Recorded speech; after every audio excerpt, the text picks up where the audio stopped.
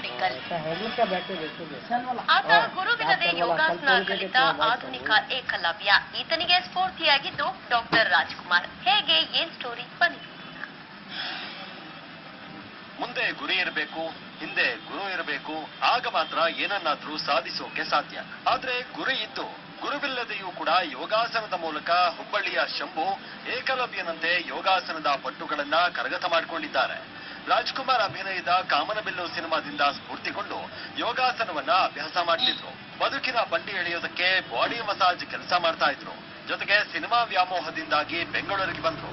ಆದ್ರೆ ಇಲ್ಲೂ ಕೂಡ ಸಿನಿಮಾ ನಟರಿಗೆ ಬಾಡಿ ಮಸಾಜ್ ಮಾಡಿದ್ರೆ ಹೊರತು ನಟಿಸುವಂತ ಅವಕಾಶ ಇವರಿಗೆ ಸಿಗ್ಲಿಲ್ಲ. ಟಿವಿ ಆನ್ ಮಾಡಿದಾಗ ಕಾಮನಬಿಲ್ಲು ಫಿಲ್ಮ್ ಹಚ್ಚಿದ್ರು ಡಾಕ್ಟರ್ ರಾಜ್ಕುಮಾರ್. ಅವಾಗ ಯೋಗ ಸೀನಲ್ಲಿ ಮೊಬೈಲ್ ಆಮೇಲೆ ಯೋಗ ಪ್ರತಿಯೊಂದು ಅಂತ ಕಲಿಕ್ ಭಾಳ ತ್ರಾಸ ಪರ್ಫೆಕ್ಟ್ ಆಗಿ ಮಾಡಾಕುತ್ತೆ ಸರ್.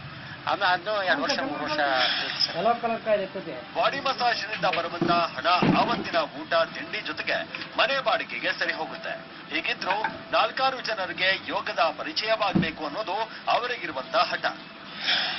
ಜನಗಳಿಗೆ ಈ ಯೋಗ ಅಂದ್ರೆ ಅವ್ರ ಕಡೆಯಿಂದ ಕಲಿತ ಇವ್ರಿಗೆ ಈ ಕಡೆ ಕಲಿಬದ್ಲಿ ನಮ್ಗೆ ಶುದ್ಧಿ ಅನ್ನೋದು ಆತ್ಮಸ್ಥೈರ್ಯ ಅನ್ನೋದು ಇತ್ತಂದ್ರೆ ಎಲ್ಲ ಮಾಡ್ಬೋದು ಅನ್ನೋದು ತಿಳಿಸ್ಲಿಕ್ಕೆ ಬಂದಿರೋ ಸರ್. ಇತ್ತೀಚೆಗಷ್ಟೇ ಮದುವೆಯಾಗಿರುವಂತ ಶಂಭುಗೆ ಬಣ್ಣದ ಲೌಕದ ಮೇಲಿರುವಷ್ಟೇ ವ್ಯಾಮೋಹ ಯೋಗದ ಮೇಲೂ ಕೂಡ ಇದೆ. ಇದನ್ನ ಯಾರಾದ್ರೂ ಗುರುತಿಸಿ ಅವಕಾಶ ಕೊಡ್ಬೇಕಷ್ಟೇ.